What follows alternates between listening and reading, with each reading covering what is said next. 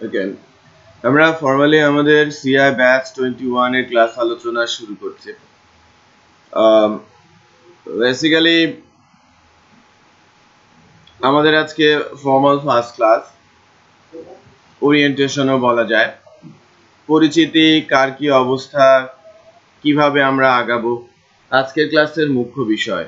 আর web development আমরা শিখতে আসছি, ওয়েব ডেভেলপমেন্ট কেন করতে হবে বা ওয়েব ডেভেলপমেন্টের ফিউচার কি, ওয়েব ডেভেলপমেন্ট করতে কি কি প্রয়োজন পড়ে, রাইট? এই বিষয়গুলো আমরা এই কোর্সে ফোকাস করব। একটা বিষয় একটু ক্লিয়ার করেই নিচ্ছি প্রথম থেকেই, যে এই ধরনের যে কোর্সগুলো আপনারা দেখেন বিভিন্ন সেন্টার করে থাকে, যে web development coordinator framework, web development Laravel framework, right, object oriented PSP, তো বেসিক্যালি পিএসপি মাইস্কুয়েল এর কোর্স, সবার টার্গেট থাকে কি ওয়েব ডেভেলপ করা, রাইট? ডেভেলপমেন্ট শিখিয়ে দেওয়া। আপনাদেরও ডিমান্ডও থাকে কিন্তু তাই, যে আমি যে কোর্সটা করব, কোর্স করার পর যেন আমি ওয়েব ডেভেলপ করতে পারি, রাইট? ডিমান্ড কি থাকে? আমি যেন ওয়েব ডেভেলপ করতে পারি, সেটা বুঝতে পারছি।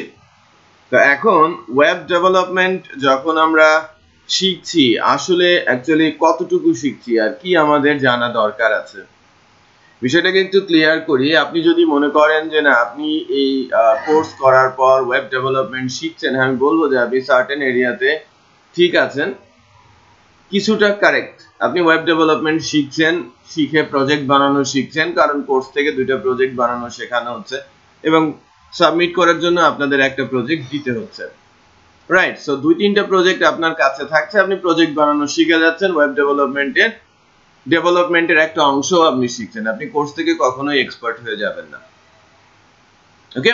এক্সপার্ট হতে হলে বহুদিন কাজ করতে হবে, ডেভেলপমেন্ট এক্সপার্ট। বাট আপনারা কি দিয়ে ডেভেলপ করবেন? পিএইচপি দিয়ে, তাই না? আগে থেকে জানা যে এই কোর্সে পিএইচপির আলোচনা আসবে, বাট পিএইচপি কতটুকু শিখবেন, এটাই সবচেয়ে মুখ্য বিষয়।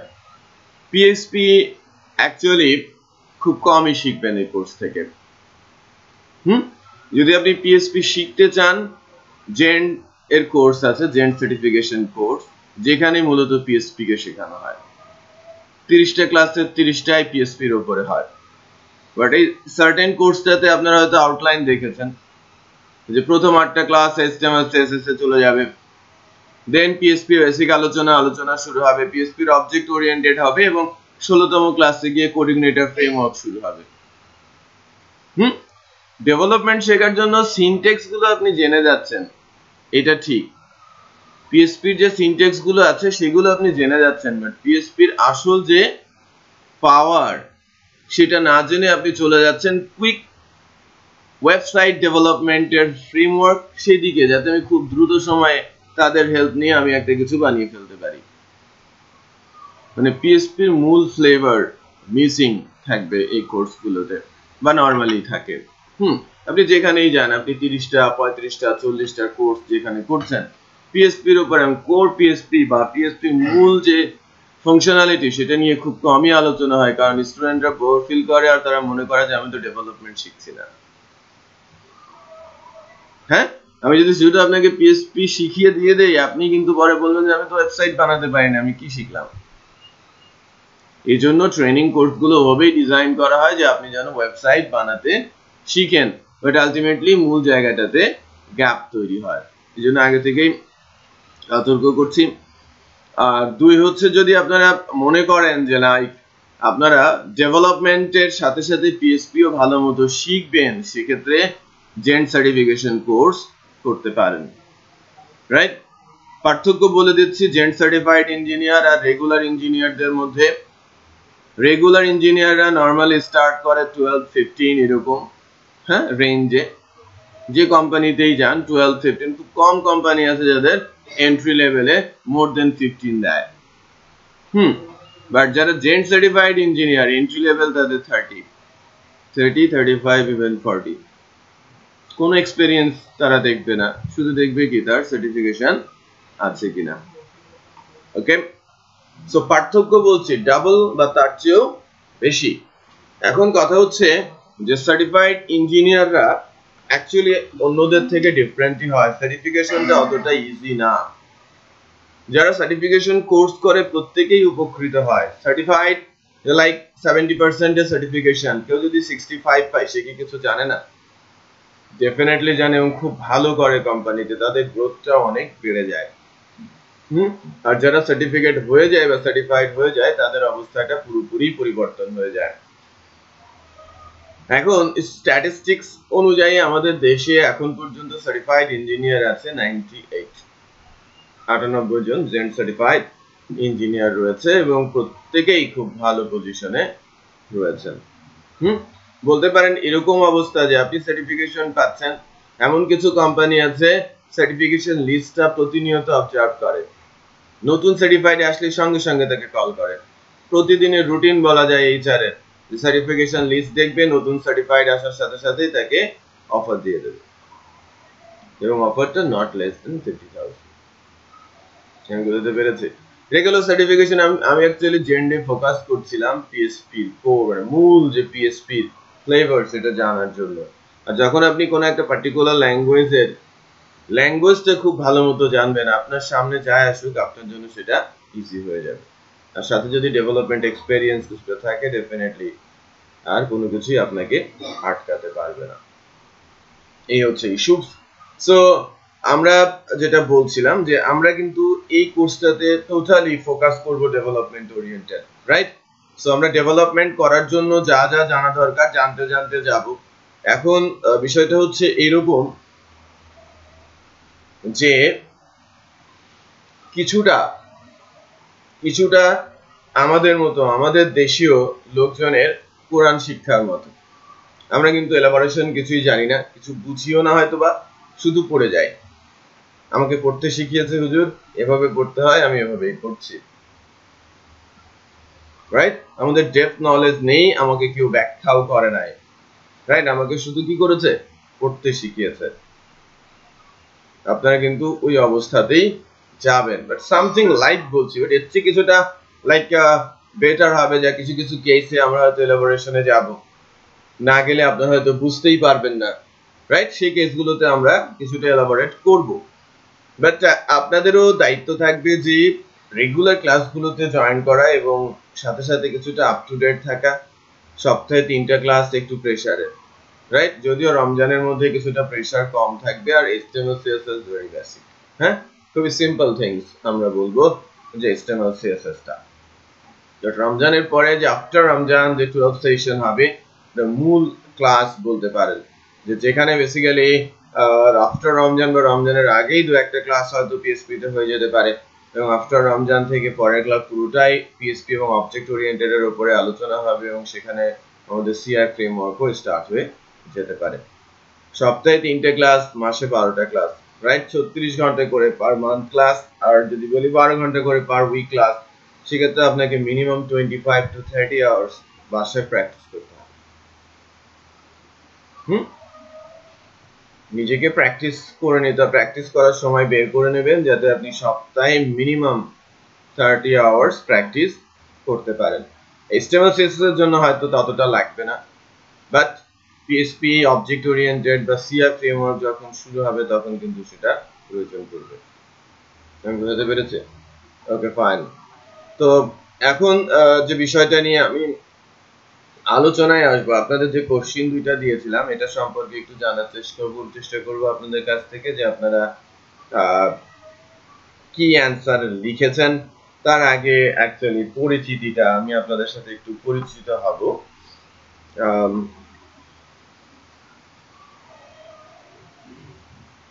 দুজন স্টুডেন্ট স্টিল অনুপস্থিত।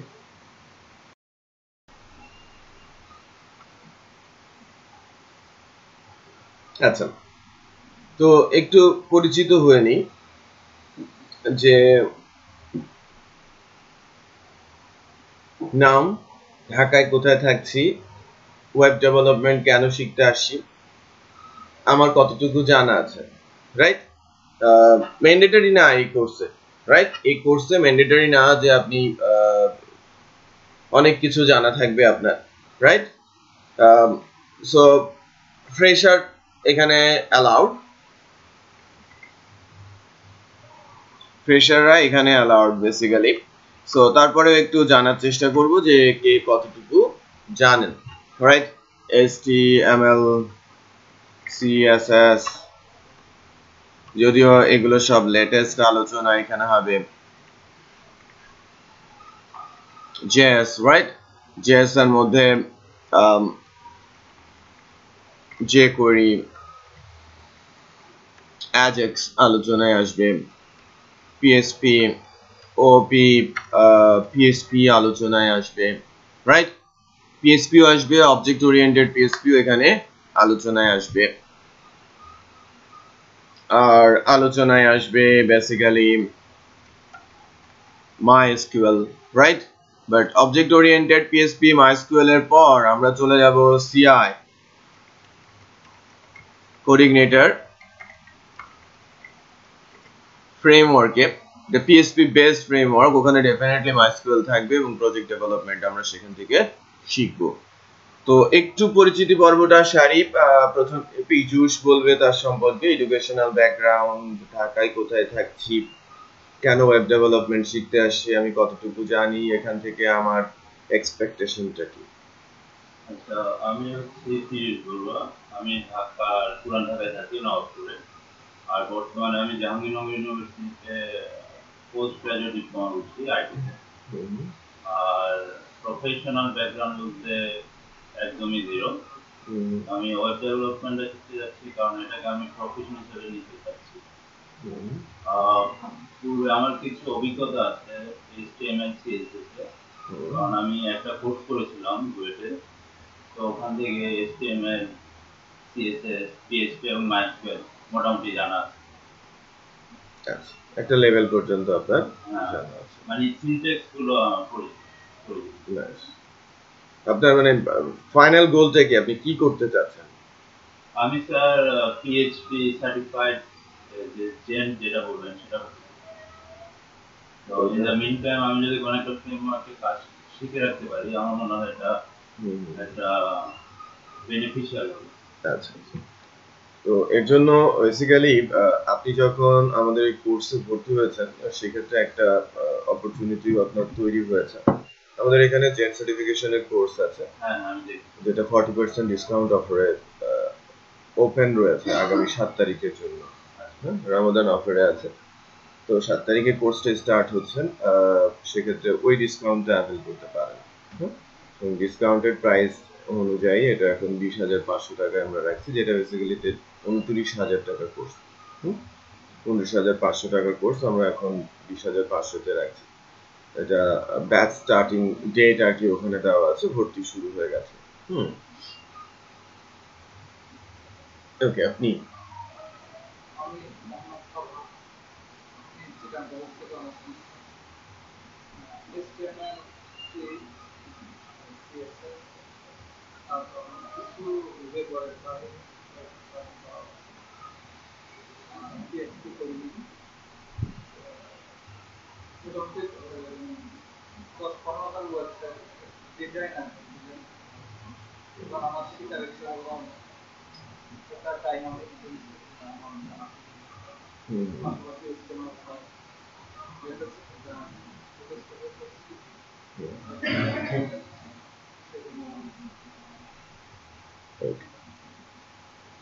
পেছনে মেহেদি।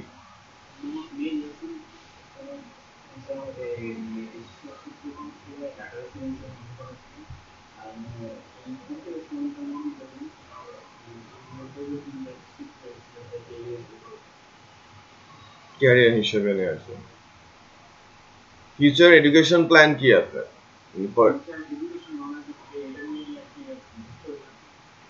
আর পড়াশোনা আগাবেন না? ফুল স্টপ দিয়ে দিয়েছেন ওখানে?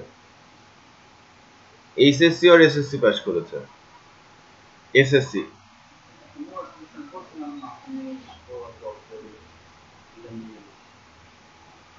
ওকে, একটা জিনিস একটু বলে রাখি, মানে যদি ওই কাগজ না থাকে, হ্যাঁ, ওই বিএসসির কাগজ 10 বছর পর, এখন থেকে 10 বছর, আবার আপনার এক্সপেরিয়েন্স যখন 5 বছর হবে তারপর থেকে আপনাকে কিন্তু কিছুটা সাফার করতে হবে। যখন আপনি পজিশনের জন্য রেডি হবেন, আপনার টেকনিক্যাল স্কিল আছে বাট থিওরিটিক্যাল স্কিলের গ্যাপ, এডুকেশনাল কোয়ালিফিকেশন অনেক বড় ধরনের বলতে পারেন যে ব্যাকলগ তৈরি করবে আপনার জন্য, আপনাকে টেনে ধরবে এবং সামনের দিকে এগোতে দেবে না, রাইট? সো যে কোনো মূল্যে অ্যাটলিস্ট গ্রাজুয়েশনটা কমপ্লিট করা উচিত সবারই, রাইট? যদি এডুকেশনের সাথে যায় তার পিএইচডি মাস্ট, আর যদি এডুকেশন রিলেটেড না হয়, আপনি টেকনিক্যাল অ্যাঙ্গেলেই আসেন, টেকনিক্যাল এডুকেশনে বা টেকনিক্যাল পার্টেই কাজ করেন, তখন আপনার কিন্তু গ্রাজুয়েশনটা অ্যাটলিস্ট করা থাকতে হবে। গ্রাজুয়েশনটা করা থাকলে সবার সাথে আপনি কম্পিটিশনে যেতে পারবেন, আদারওয়াইজ আপনি টেকনিক্যালি সাউন্ড হলেও সাফার করতে হবে পরবর্তীতে। আচ্ছা, তো আপনারা একটু কোশ্চেনের অ্যান্সার দুটো রেডি করেন। ফরহাদ, মেহেদি বলবে, মেহেদি বলবে যে ওয়েব ডেভেলপমেন্ট বিষয় বলতে আপনি কি বোঝেন, ওয়েব ডেভেলপমেন্টটা কি, আর কি কি টেকনোলজি ইউজ হয় আপনার মত?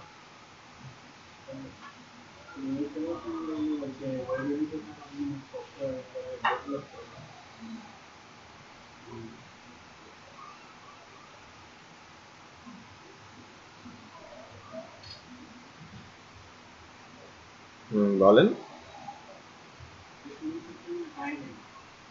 আইডিয়া নেই, আপনি একটু বলেন তো। ডিজাইন হলো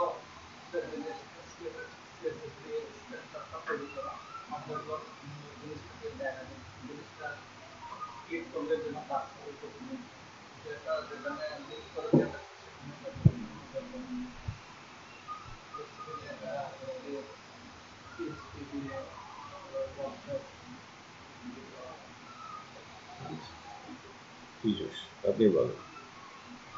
আমার মতে স্যার ওয়েব ডেভেলপমেন্ট হচ্ছে প্রথমে হ্যাভিং এ ওয়েবসাইট এবং কন্টিনিউয়াস লেভেলে এটা day by day by updating এটাকে ডেভেলপ করা, কারণ এটা একটা কন্টিনিউয়াস প্রসেস। আমাদের ওয়েবসাইটটা কন্টিনিউয়াসলি আপডেট করতে হয় এবং that's why it is called development, continuously develop করতে হয়। আর টেকনোলজি যদি বলি, প্রথমে HTML CSS, এটা টেকনোলজি বলবো না টুলস বলবো? যে টেকনোলজি বলবো। তাহলে HTML CSS, আর যদি রেসপন্সিভ ওয়েবসাইট যদি আমরা বানাতে চাই তাহলে PHP দরকার, যেটা সার্ভার সাইড স্ক্রিপ্টেড ল্যাঙ্গুয়েজ। আর ক্লায়েন্ট সাইডের জন্য আমরা জাভাস্ক্রিপ্ট ইউজ করতে পারি, সাথে jQuery, Ajax। আবার বলেন। ক্লায়েন্ট সাইডে jQuery, Ajax, জাভাস্ক্রিপ্ট, আর server side PHP, MySQL। PHP, MySQL।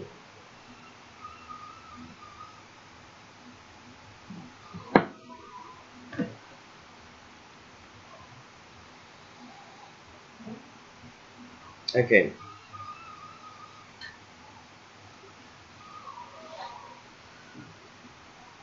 এখানে কয়েকটা বক্স আপনারা দেখতে পাচ্ছেন,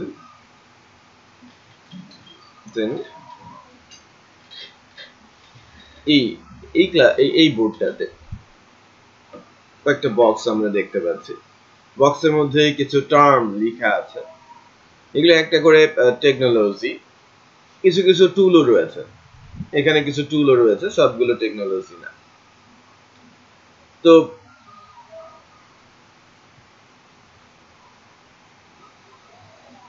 কি এগুলো, রাইট? ওয়েব ডেভেলপমেন্ট শেখার জন্য আপনি যদি কমপ্লিট ওয়েব ডেভেলপার হিসেবে নিজেকে জাহির করতে চান, আপনি বলতে চান যে না আমি কমপ্লিট ওয়েব ডেভেলপার, ওয়েব ডেভেলপমেন্টের মোটামুটি সবই আমি জানি, তো এটা তো এখন সেগমেন্ট ফ্রেগমেন্ট হয়ে হয়ে ক্ষুদ্রাতি ক্ষুদ্র অংশে ডেসিগনেশন হয়ে গেছে আমাদের দেশে বা বাইরের দেশে। বাট কমপ্লিট ওয়েব ডেভেলপমেন্ট বা ওয়েব ডেভেলপার বলতে যেটাকে বোঝায় সেটা হচ্ছে যে আপনি ওয়েব ডেভেলপমেন্টের সঙ্গে সংগতিপূর্ণ যে যে বিষয়গুলো আছে, যে টুল টেকনোলজিস আছে, যে ল্যাঙ্গুয়েজ মার্কআপ আছে, সেগুলোকে আপনাকে জানা থাকতে হবে। এখন কথা হচ্ছে যে আমার আছে 10টা টেকনোলজি, 10টা ল্যাঙ্গুয়েজ, আমি জানি একটা, আমি কি কমপ্লিট বলতে পারবো? আমি পিএইচপি দিয়েও ডেভেলপ করতে পারি, জাভা দিয়েও পারি। আমি পিএইচপি পারি, জাভা পারি না, বাট আমি নিজেকে বলছি ওয়েব ডেভেলপার এবং আমি পুরোপুরি জানি। অন্যায় অন্যায় না, আপনি তো পুরোপুরি জানেন না, আপনি জাভা দিয়ে করতে পারেন না, আপনি সি শার্প দিয়ে করতে পারেন না, আপনি রুবি দিয়ে করতে পারেন না, আপনি পাইথন জানেন না, বাট আপনি শুধু পিএইচপি জেনে বলছেন আপনি web developer, expert web developer. Even আপনি হয়তো ভালো HTML CSS ও জানেন না। অনেকেই বলে আমি পিএইচপি জানি, আর HTML CSS কেন লাগে, রাইট? বুঝতে পেরেছি। সো আমাকে কেন দেয়া হচ্ছে, আপনি যদি কমপ্লিট ওয়েব ডেভেলপার হতে চান, ডেভেলপমেন্ট রিলেটেড যে কোনো জায়গাতে আপনাকে কন্ট্রিবিউট করতে পারতে হবে। এখন আপনি নিজেই আপনার রিস্কের মধ্যে রাখছেন, আপনি শুধু পিএইচপি ডেভেলপমেন্ট জানেন, বাট আপনার কোম্পানিতে এখন পিএইচপির চাইতে ডটনেট এর চাহিদা বেশি, ডটনেট এর কাজ বেশি, কোম্পানি আপনাকে বলতেই পারে আপনি ডটনেটে যান। মানে আপনি যদি যান গুড, আর যদি না যান তখন কি, তারা রিপ্লেসমেন্ট খুঁজবে, কারণ আপনি রিস্কে আছেন। নরমালি বড় কোম্পানিগুলো, আমাদের দেশের ছোট কোম্পানি বা আমাদের দেশীয় ইন্ডাস্ট্রি এনভায়রনমেন্টে এখনো এই সিচুয়েশন তৈরি হয় নাই যে আপনি একটা পার্টে এক্সপার্ট, ইটস গুড, এটা মেনে নিয়েই কোম্পানিগুলো চলছে। খুব কম কোম্পানি আছে যেখানে এমপ্লয়ের অনেক বেশি এক্সপেরিয়েন্স, 7-8 বছরের এক্সপেরিয়েন্স হয়ে গেছে, বাট তাদের সঙ্গে রিলেশনও ভালো, কোম্পানি তাদেরকে রিলিজ করছে না, স্যাক করছে না, বা প্রয়োজনে তাদেরকে হুট করে বাদ দিয়েও দিচ্ছে না, তাদেরকে সময় দিচ্ছে এবং বলছে যে আপনারা সুইচ করেন। এটা সুইচ করা বলাটাও কিন্তু ভুল আর কি, যে আপনি ওই টেকনোলজিটা বা ওই ল্যাঙ্গুয়েজটা প্রাপ্ত করে নেন, যেহেতু আপনার ডেভেলপমেন্ট এক্সপেরিয়েন্স আছে, শুধু ল্যাঙ্গুয়েজ নলেজটা ডেভেলপ করতে হবে। সময় কিন্তু ওখানে খুব কম লাগে, এবং সে কিন্তু এখন দুইটা জায়গাতেই কাজ করতে পারদর্শী। সে যদি এতদিন ডটনেটে করতো, পিএইচপি তাকে শিখে নিয়ে পিএইচপিও করছে, সে পিএইচপিও জানে, ডটনেটও জানে, সে পিএইচপি জানে, জাভা জানে, তো পিএইচপি জাভা ডটনেট সব জানে। ওরা অনেকে বলে থাকে মাল্টি স্কিল, বাট প্রয়োজন আছে। আমি বুঝতে পেরেছি।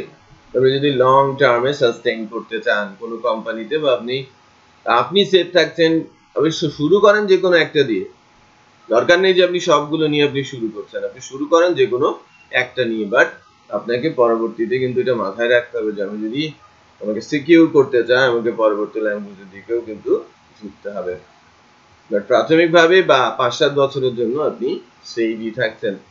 অন্যান্য দেশগুলোতে যেমন প্রজেক্ট ম্যানেজমেন্ট রোলে কাজ করার জন্য 10-12 বছরের এক্সপিরিয়েন্সের প্রয়োজন পড়ে, আমাদের দেশে সেটা পড়ে না। আমাদের দেশে 4 বছর এক্সপিরিয়েন্সে প্রজেক্ট ম্যানেজারের অফার পেয়ে যায়।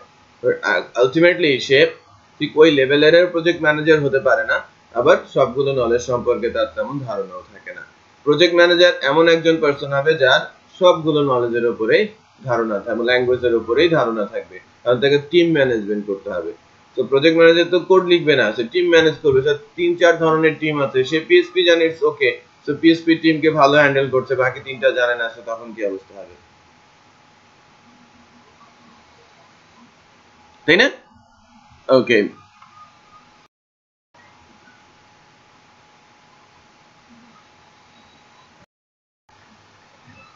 ঠিক আছে। তো যা আমি বলছিলাম যে যদি আমরা ওয়েব ডেভেলপার হতে চাই বা ওয়েবের টেকনোলজি বা টুলস সম্পর্কে জানতে চাই, তো সেক্ষেত্রে এই বিষয়গুলো সম্পর্কে আমাদের একটা ভালো ধারণা থাকা দরকার আছে। যদি আমি কমপ্লিট বলি, বাট আমরা কোন কোন পার্ট নিয়ে কাজ করবো এই কোর্সে, বা আমরা ডেভেলপমেন্ট যখন করছি তখন আর তার সাথে কারা আছে এই ল্যাঙ্গুয়েজ বা টুলগুলো হেল্পফুল হিসেবে কাজ করতে পারে বা ল্যাঙ্গুয়েজের মাধ্যমে ডেভেলপ করা সম্ভব হয়। মূলত ওয়েব ডেভেলপমেন্টের জন্য যে টেকনোলজিস গুলো আছে বা টুলস গুলো আছে, তার 3টা পার্টে ভাগ করা হয়। একটা হচ্ছে ক্লায়েন্ট এন্ড, একটা সার্ভার সাইড, আর একটা হচ্ছে ডিনামেজ সার্ভার। ক্লায়েন্ট সাইড বা ফ্রন্ট এন্ড, যেটা আমরা দেখে থাকি কোনো অ্যাপ্লিকেশনের, সেগুলো বানানো হয়ে থাকে HTML CSS এর মাধ্যমে। কিছু ইন্টারেক্টিভনেস দেখা যায়, স্লাইডার চলে যাচ্ছে, রাইট ড্রপ ডাউন নেমে আসে, ট্যাব ক্লিক করলে ট্যাব বরাবর ডাটাগুলো ডিসপ্লে করছে, এগুলো সব জাভাস্ক্রিপ্টের মাধ্যমে হয়। ওর ভেতরে যে কোডই থাকতে পারে। ডাটা রিট্রিভ হচ্ছে খুব ইজিলি, গুগলে যান না, আপনি টাইপ করছেন, সার্চ হয়ে যাচ্ছে, ওখানে অ্যাজাক্স বা জেসন কাজ করছেন, রাইট? ইন্টারেক্টিভনেস এর জন্য মূলত জাভাস্ক্রিপ্টের ইউজ, আর এগুলো সবই কি ফ্রন্ট এন্ড রিলেটেড ল্যাঙ্গুয়েজ। যদিও জেসন এন্ড অ্যাজাক্স এরা সার্ভার সাইডের সঙ্গে কমিউনিকেট করে, ক্লায়েন্ট সার্ভারের সাথে কমিউনিকেট করে ডেটাবেসের ডেটা তুলে নিয়ে যায়, এটা ডিফারেন্ট টেকনোলজি বলা চলে। আর টুলস হচ্ছে ফটোশপ, ফ্লেক্স, ইলাস্ট্রেটর। যে ডিজাইনটা নরমালি যখন ডিজাইন করা হয় কোনো ওয়েব পেজে, এখনকার দিনে তো স্ট্রেট HTML CSS লিখে দেয় অনেকে, রাইট? আবার ওই টুলগুলো ইউজ করে সুন্দর করে ডিজাইন করা হয় এবং ডিজাইনটা অ্যাপ্রুভ করলেই দেন ওটাকে HTML CSS জাভাস্ক্রিপ্টের মাধ্যমে কনভার্সন করা হয়ে থাকে।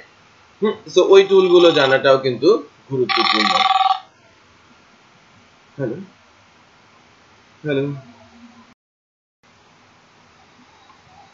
আচ্ছা, তো তাহলে বলছিলাম কি, ফটোশপ, এক্স, ইলাস্ট্রেটর এগুলো দিয়ে কি হয়, মানে ফ্লেক্স আর ওয়েব 2 আছে টুল, যার মাধ্যমে ওই ডিজাইন গুলো করা হয়। পিএইচডি ডিজাইন বলে না, ওয়েবের পিএইচডি ডিজাইন, আপনি যদি গুগলে যান, এটা তো বলা হয় পিএইচডি টু HTML, আপনাদের শেখানো হয় যারা ওয়েব ডিজাইন কোর্স করে বা করানো হয় তখন পিএইচডি টু HTML।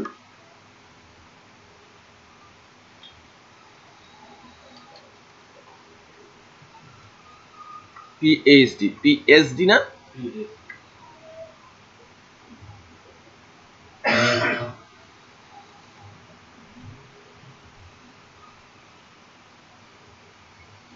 এই যে দেখেন এগুলো সবই কি, এই যে এটা একটা পিএইচডি ফাইল,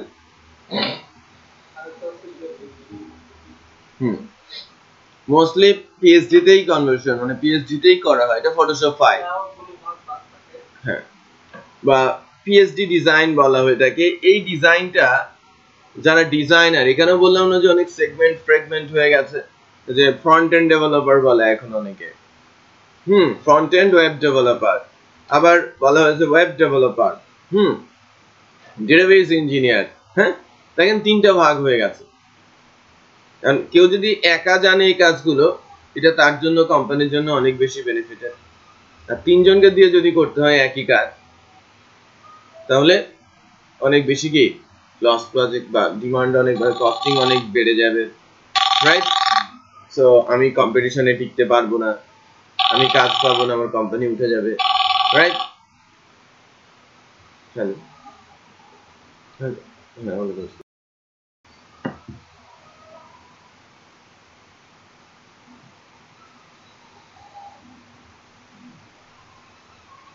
ওকে, তো আমরা এই যে ডিজাইনটার কথা বলছিলাম, এই ধরনের ডিজাইন হয় কোথায়? পিএইচডি তে, ফটোশপে। ফ্লেক্স 3 যেটাকে বলা হচ্ছে, এটা ওয়েব 2 টেকনোলজির মাধ্যমে আপনি কিন্তু সুন্দর ডিজাইন করতে পারেন, যেটা এখনো ততটা পপুলার না, 2010-12 সেশনের দিকে বেশ পপুলার ছিল। তারপরে ইলাস্ট্রেটর আছে, আপনি লোগো ডিজাইন বা আদার্স ডিজাইন গুলোর ক্ষেত্রে কিন্তু ইলাস্ট্রেটরের হেল্প নিতে পারেন। এগুলো টুল যেগুলো ওয়েব ডেভেলপমেন্টের জন্য লাগে। আর এখানে বললাম না যে ডেভেলপার, মানে অনেক ডেভেলপমেন্টের ক্ষেত্রে অনেক ছোট ছোট সেগমেন্ট তৈরি হয়েছে এবং তারা ওখানে তাদের এক্সপার্টাইজ গ্রো করছে বা তারা অন্যদিকে যাচ্ছে, তাদের অ্যাকচুয়ালি জায়গা সংকুচিত করে ফেলছে। হ্যাঁ, তো ফ্রন্ট এন্ড বলা হচ্ছে এই টেকনোলজি গুলোকে, ফ্রন্ট এন্ড টেকনোলজি ওয়েবসাইট ডেভেলপমেন্টের। সার্ভার সাইডে সার্ভার সাইড স্ক্রিপ্টিং বা সার্ভার সাইড ল্যাঙ্গুয়েজ গুলো কাজ করে, যা মূলত লজিক ডেভেলপ করে। আমরা যদি একটা ছোট্ট এক্সাম্পলে আসি, যে ওয়েব ডেভেলপমেন্টের ক্ষেত্রে, রিপিট করছি, যে ওয়েব ডেভেলপমেন্টের ক্ষেত্রে কে কি ধরনের রোল প্লে করে, এই যে PSP, Java, C sharp, Python, Ruby, just একটা এক্সাম্পল বলছি, এগুলো সব সার্ভার সাইড ল্যাঙ্গুয়েজ, এবং আরো কিছু সার্ভার সাইড ল্যাঙ্গুয়েজ রয়েছে যার লিস্টিং আমি এখন এখানে করি নাই। পার্ল আছে, প্যাসকেল আছে, এগুলোকে সার্ভার সাইড ল্যাঙ্গুয়েজ আমরা বলতে পারি। বাট এই ল্যাঙ্গুয়েজ গুলো খুবই জনপ্রিয়, রাইট? এই ল্যাঙ্গুয়েজ গুলো খুব জনপ্রিয় এবং জনপ্রিয়তার থেকেই কিন্তু এই ল্যাঙ্গুয়েজের নামগুলো এখানে উঠে এসেছে এবং অনেক বেশি ইউজ হয়। পিএসপি সবচেয়ে বেশি ইউজ হয় ওয়েব ডেভেলপমেন্টের সার্ভার সাইড ল্যাঙ্গুয়েজ হিসেবে, শতকরা 80% ওয়েব অ্যাপ্লিকেশন বা ওয়েবসাইটের ক্ষেত্রে পিএসপি ইউজ আছে। জাভা 2-3% ওয়েবের জন্য আছে। সি শার্প .NET যেটাকে আমরা বলি এখানে প্রায় 16-17% এর ইউজ আছে, রাইট? আর পাইথন রুবি 1% করে আছে। তো এই স্ট্যাটিস্টিক্স তো সব যোগ করলে হয়তো দেখবেন যেন 104-5 হয়ে যাচ্ছে, তার মানে 5% কি এরর, 5% এরর। তো যখন বলা হবে যে লাইক ওয়েব ডেভেলপমেন্টের জন্য ইউজ টেকনোলজি, সেক্ষেত্রে পিএসপি এর নাম সবার শুরুতে আসার মূল কারণ সবচেয়ে বেশি ইউজ হয়। এই বলে এই না যে এই ল্যাঙ্গুয়েজ সবচেয়ে ভালো, সবচেয়ে সিকিউর, সবচেয়ে পাওয়ারফুল, নো। সবচেয়ে ভালো বা সবচেয়ে secure powerful language Java, then C sharp, Python is very good, right?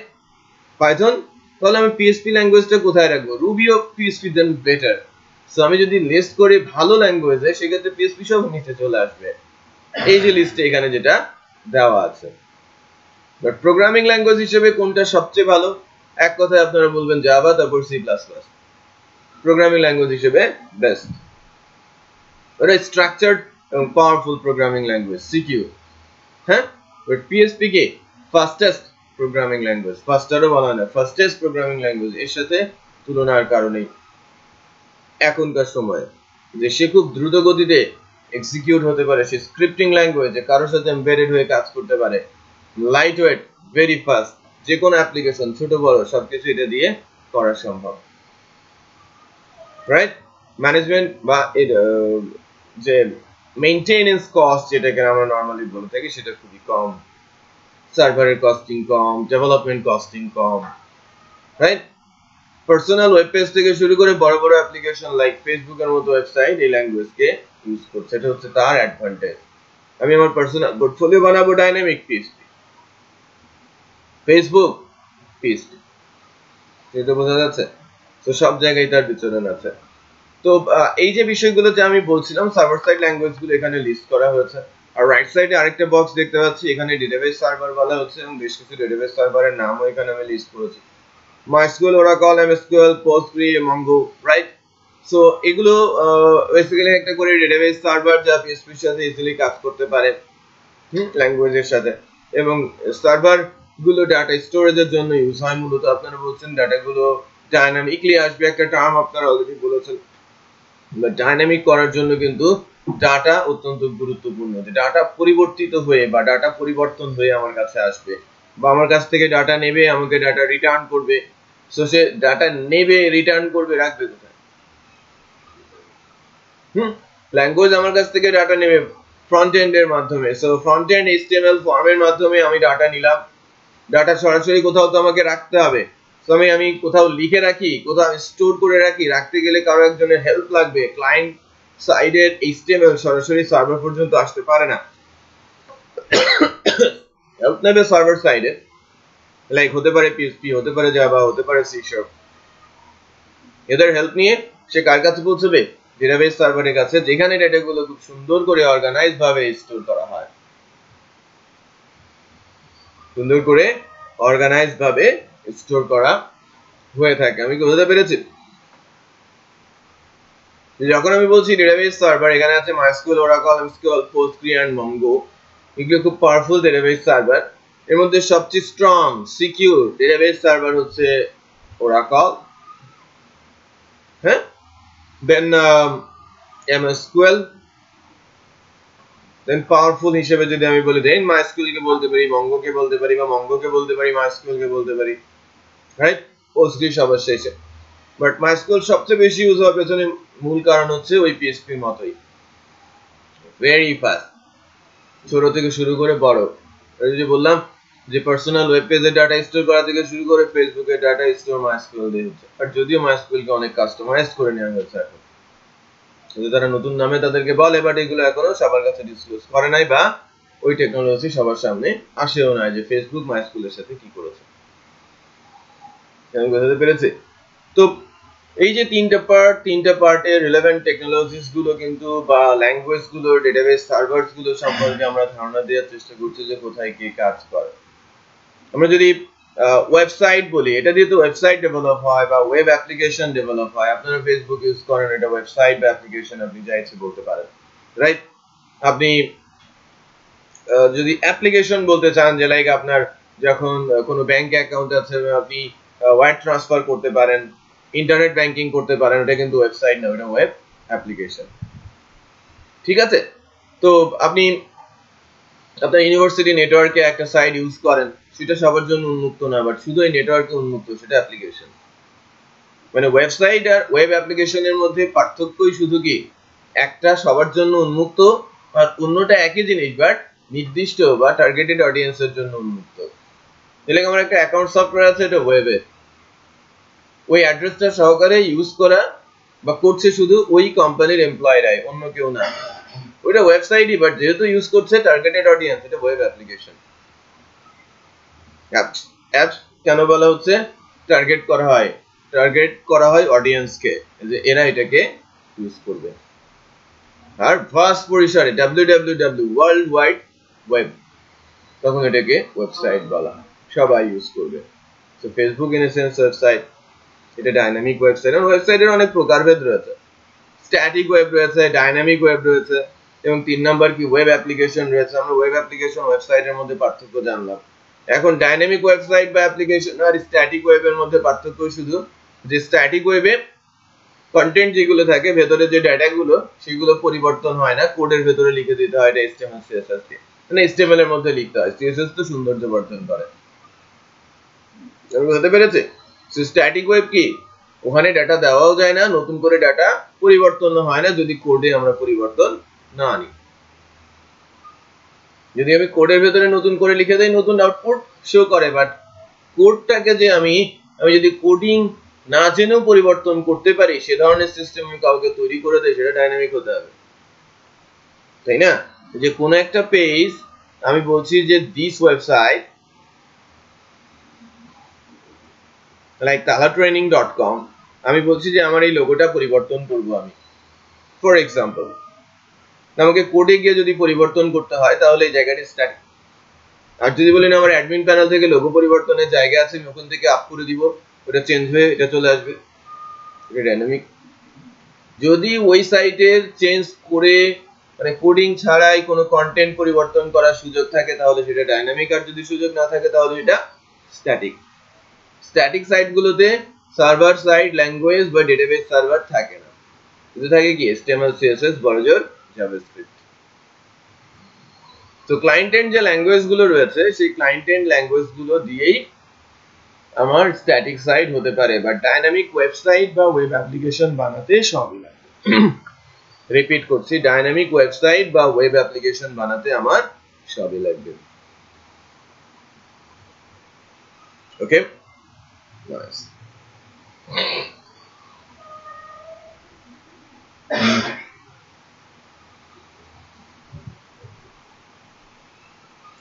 কারো কোনো কোশ্চেন আছে?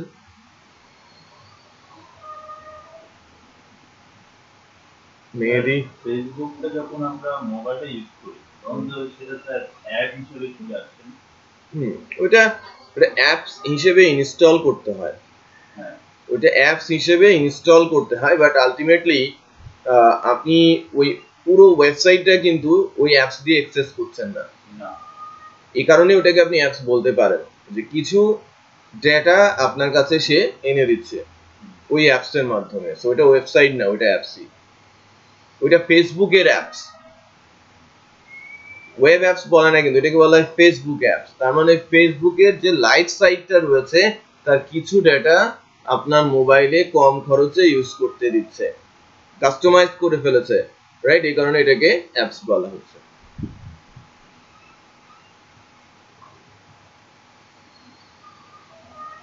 কোনো কোশ্চেন, কোনো কোয়েরিজ নেই? হ্যাঁ, কোনো কোশ্চেন, কোনো কোয়েরিজ নেই? আচ্ছা, তাহলে আমি একটা বিষয় একটু বলি তাহলে, যে আমরা যদি মনে করেন যে মানুষ এবং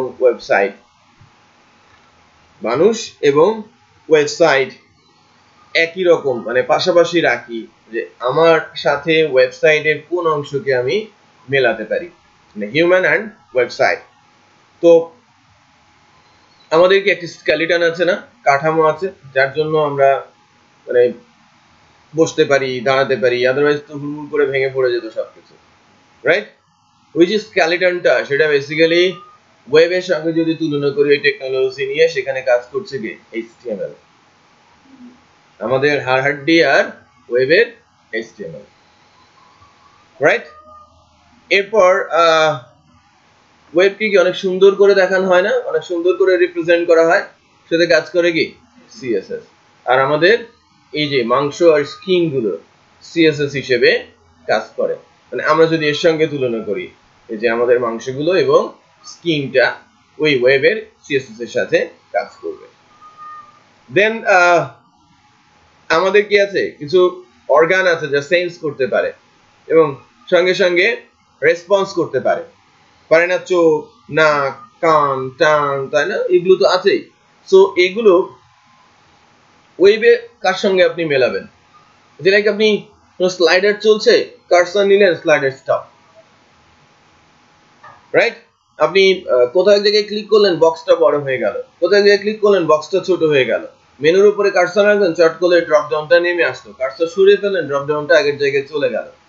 যে সেন্স করছে, রিঅ্যাক্ট করছে আপনার সাথে সরাসরি, আপনাকে কোনো কিছু করতে হচ্ছে না, বাট সঙ্গে সঙ্গে সে আপনার সঙ্গে রিঅ্যাক্ট করছে। এটা এই কাজগুলো করছে basically JavaScript jQuery, right? So তাহলে আমাদের এই সেন্স অর্গানের মধ্যে সাথে কাজ করছে কে, বা মেলাতে পারি কাকে? জাভাস্ক্রিপ্ট, jQuery, এরা অ্যাকচুয়ালি ফ্রন্ট এন্ডের ল্যাঙ্গুয়েজ হিসেবে কাজ করছে। এখন আমাদের ব্রেন কি করে? যে কোনো কিছু শুনলেই কি ডিসিশন মেক করে না? ইয়েস নো ডিসিশন দেয়, বা এলাবোরেশন করতে বলে, বা চিন্তা করার একটা স্কোপ তৈরি করে। এই সার্ভার সাইড ল্যাঙ্গুয়েজ গুলো ঠিক তাই। আপনার ব্রেন যদি না থাকে, আপনার মেমোরি থাকলেও সেটা ইউজ করার পর্যায়ে যাবে না, এটা ইউজই হবে না। আপনার হেডকোয়ার্টারে পৌঁছবে কি করে? আপনার ব্রেনই কাজ করে না, আপনি কোনো লজিকই ডিফাইন করতে পারেন না। তার মানে আপনি যখন পাগল, আপনি কিন্তু কোনো কিছু মনে রাখতে পারেন না, রাইট? বিষয়টা একটু খেয়াল করবেন। মানে HTML না থাকলে, মানে PHP বা সার্ভার সাইড না থাকলে আপনার মেমোরি অকেজ, রাইট? সো আপনার লজিক ডিফাইন করতে পারেন, আপনি কথা বুঝতে পারেন, সেই অনুযায়ী ডিসিশন নিতে পারেন, আপনি ডেটা রিকল করতে পারেন, ডেটা স্টোর করতে পারেন, আপনি শুনছেন, মনে রাখছেন, আপনি মনে রেখেছেন, ওই কথা আমাকে বলছেন, এবং কাকে কি বলতে হবে সেটা আপনি ডিসিশন নিতে পারছেন, তার মানে আপনার হচ্ছে লজিক আছে, রাইট? সো আমার জ্ঞান বুদ্ধি যেটা, এটা বেসিক্যালি ওয়েবে, সেটা সার্ভার সাইড ল্যাঙ্গুয়েজ যেগুলো, সেগুলো ওই সাইটের জ্ঞান বুদ্ধির যে কাজগুলো, লজিক ডিফাইন করা যায়, কখন কোন ডেটা নিয়ে আসবে। সবসময় যদি একই ডেটা নিয়ে আসতো, আমি বলেছি কি কোর্সের ডেটা নিয়ে আসো, সেই স্টুডেন্টের ডেটা নিয়ে আসছে, আমি স্টুডেন্টের ডেটা নিয়ে আসো, টিচারের ডেটা নিয়ে আসছে, হলো? স্পেসিফিক লজিক বুঝতে পারবে, লজিক বুঝে স্পেসিফিক ডাটা থ্রো করতে পারবে, ক্যালকুলেশন করতে পারবে, সবকিছু হয় ল্যাঙ্গুয়েজের মাধ্যমে। আমরা সবকিছু কি লজিক দিয়ে ক্যালকুলেট করি। সার্ভার সাইড ল্যাঙ্গুয়েজ গুলো ঠিক তাই, ওয়েবের সার্ভার সাইড ল্যাঙ্গুয়েজ গুলো আমাদের জ্ঞান বুদ্ধির সাথে তুলনা করা যেতে পারে, ব্রেইনের সাথে, রাইট? এবার আসি ডেটাবেস। হ্যাঁ, আমাদের যে স্টোরেজ, হেডকোয়ার্টারে যে স্টোরেজ, মেমোরি স্টোরেজ আছে, যেখানে আমরা ডাটাগুলো লিখে রাখি, আমরা মনে রাখতে পারি, আমি নতুন নতুন ডাটা মনে রাখতে পারি, সেখান থেকে ডাটা রিকল করতে পারি, এবং ডাটাগুলো যদি গোছানো না থাকে, ডেফিনেটলি একটার মধ্যে আরেকটা আমি ঢুকিয়ে দিব, তাই না? আমার চেহারা এক জায়গায় আর নামটা যদি আরেক জায়গায় থাকে, তাহলে তাকে দেখার পর ভিন্ন নামে আমি ডাকবো, যদি এক জায়গায় সুন্দর করে গুছিয়ে আমি না রাখতে পারি। তো ডেফিনেটলি কোনো একটা সিস্টেমে ডাটাগুলো ওভাবেই গোছানো আছে যে আমি দেখলেই, যেহেতু পরিচিত জান, তার নাম চেহারা সুন্দর করে আমার মনে পড়ে যাচ্ছে। আর কেউ যদি একজনকে ভিন্ন নামে ডাকে, তাকে কি বলা হয়? পাগল, তাই কিনা? কারণ তার জ্ঞান বুদ্ধি লোপ পেয়েছে। হ্যাঁ, কোনো কিছুই ফাংশনাল না, ঠিকঠাক মতো কাজ করছে না, এটা বোঝা যাচ্ছে। সো আপনি যখন ওই ধরনের কোনো কিছু বানাবেন, তখন কিন্তু এটা কেউ অ্যাকসেপ্ট করবে না, পাগলকে কেউ অ্যাকসেপ্ট করে না। যেরকম আপনার অ্যাপ্লিকেশন অ্যাবনরমাল কোনো কিছু করলে সেটা ক্লায়েন্ট বা ইউজার কেউই অ্যাকসেপ্ট করবে না। সবকিছু কি হতে হবে? ফাংশনাল হতে হবে। তো ডাটাগুলো সুন্দর করে গুছিয়ে রাখা, ওই গুছিয়ে ডাটাগুলো সুন্দর করে উপস্থাপন করতে পারা, এবং ওই ডাটার উপরে অ্যানালাইসিস করা, ডাটাকে এডিট ডিলিট করতে পারা, সবকিছুই কিন্তু ডেটাবেসের মাধ্যমেই হয়ে থাকে। ডেটাবেস সার্ভার ওখান থেকে হেল্প করে। সো আমরা যদি আমাদেরকে বুঝি, তাহলে ওয়েবকেও এখন থেকে বুঝতে পারবো যে ওয়েবের কে কোথায় কাজ করছে। আমাদের যেমন এই বিষয়গুলো আছে, ওয়েবেরও কি এই টেকনোলজি গুলো কে কোথায় কাজ করছে, সেটা খুব সুন্দর করে আমরা বুঝতে পারছি। ঠিক আছে, তো এখন রমজানের মধ্যে একটা বিষয় আছে, রমজানের মধ্যে ক্লাস একটু শর্ট হবে কিন্তু, হ্যাঁ, রমজানের পরে সেগুলোকে আমরা মেকআপ করে ফেলবো। রমজানের পরে ক্লাসগুলো সব 3 ঘন্টার হবে, রমজানের মধ্যে ক্লাসগুলো সব 2 ঘন্টা করে হবে। নর্মাল নিয়ম অনুযায়ী সকল জায়গাতেই আমরা কোর্সগুলো এভাবে প্ল্যান করে ফেলি। যে আওয়ারগুলো মিস করছি সেই আওয়ারগুলো আমরা সাকুলে যদি নাম্বার অফ ক্লাস বেড়ে যায় সেটা বেড়ে যাবে পেছনের দিকে। আমাদের 35 সেশনের কথা বলা আছে। আমরা যদি 8টা ক্লাস রমজানে পাই বা 9টা ক্লাস রমজানে পাই, 9টা ক্লাস 9 ঘন্টা আমরা মিস করব, 3টা ক্লাস বেড়ে যাবে এবং শেষে আমাদের 39 ক্লাস হবে। রাইট? কোর্সে ক্লাস হবে কত? 36 এর পরিবর্তে 39। যদিও যেটা হয়ে থাকে যে রমজানে যে ক্লাসগুলো হয় প্র্যাকটিসটা কম দেওয়া হয়, আলোচনাটা বেশি করা হয়। নরমালি আপনারা দেখবেন আমরা কিন্তু ক্লাস থেকে রেকর্ড করছি। যে কথাগুলো আমি বলছি সেগুলো রেকর্ডে আছে, স্ক্রিনে যা আছে সেগুলো ক্যাপচার হচ্ছে ভিডিওতে।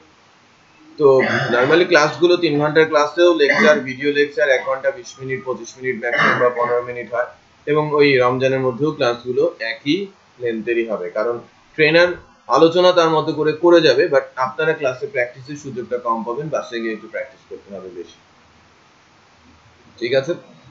ওকে, তো দ্যাট মিন্স আমাদের আরো হাতে আজকে আরো আধা ঘন্টা ক্লাস আছে। আমি আপনাদের একটা ছোট্ট টাস্ক দিচ্ছি এখন। টাস্কটা হচ্ছে যে আমরা একটু হায়দার দেখিয়ে দেন যে মেশিনগুলোতে নেটবিনস আছে। ঠিক আছে, নেটবিনস আছে, নেটবিনস একটা প্রজেক্ট কিভাবে তারা তৈরি করবে। আশিক ভেতরে চলে আসেন।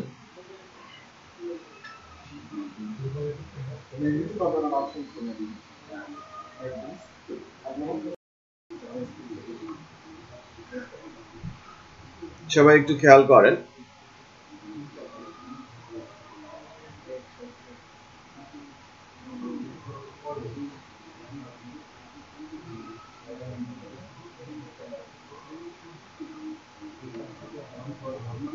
এই যে আইডিটা একটা খেয়াল করেছেন না সবাই?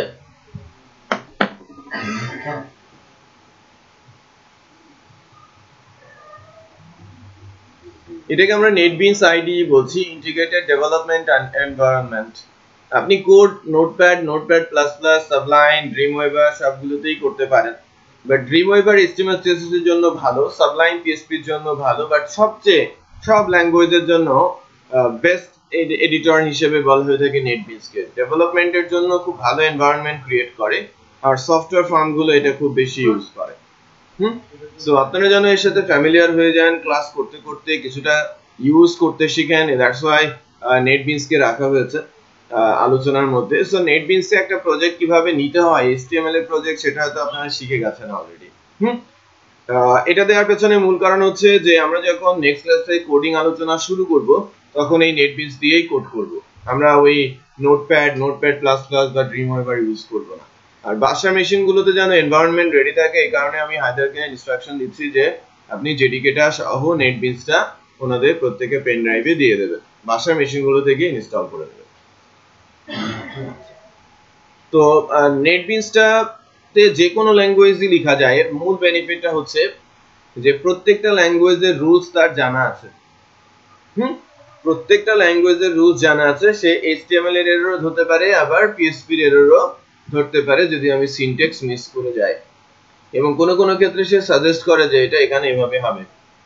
তার মানে আপনি যখন সিনট্যাক্স লিখবেন আপনি রান করানোর আগেই বুঝবেন যে এখানে ভুল আছে, আমাকে শুধরাতে হবে।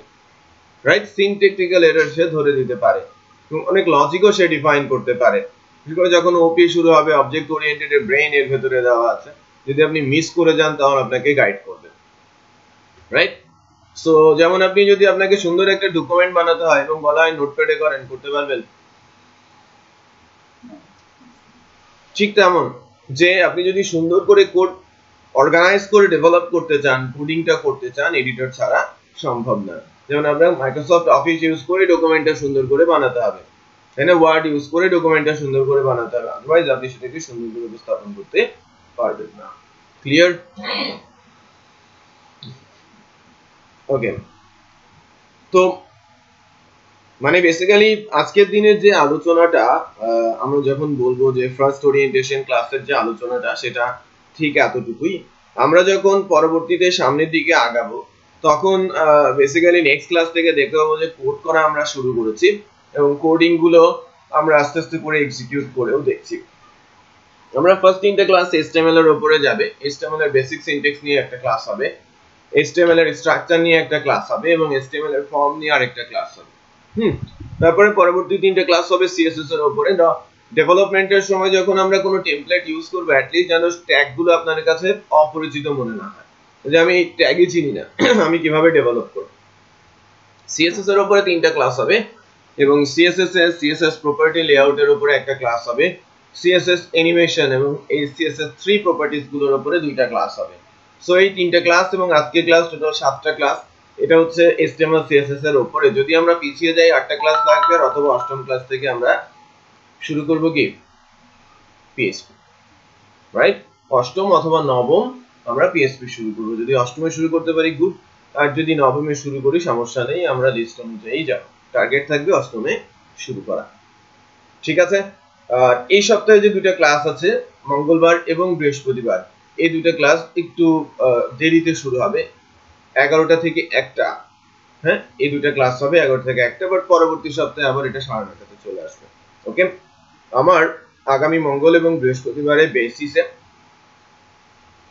সকাল 8টা থেকে 11টা পর্যন্ত একটা সেশন আছে, ওদের ফাইনাল প্রেজেন্টেশন ক্লাস। ওখানে আমাকে থাকতে হবে, এটা mandatory, right, as a lead trainer. So ওই দুটো ক্লাস শেষ করে আমি চলে আসবো ক্লাস আলোচনাতে। ইন দ্য মিন টাইম আপনারা ক্লাসে চলে আসবেন। হ্যাঁ, 11টা থেকে 1টা পর্যন্ত আপনাদের ক্লাসটা হবে। ওকে, সো এবার ভিডিওটা একটা পেন ড্রাইভ দেন, আমি দিয়ে দিচ্ছি, দেন আপনারা 3জন নিয়ে নেবেন। গ্রুপটা করা হয়নি, গ্রুপটা করে আমি গ্রুপ করে দিচ্ছি, আপনি জয়েন করিয়ে নেন।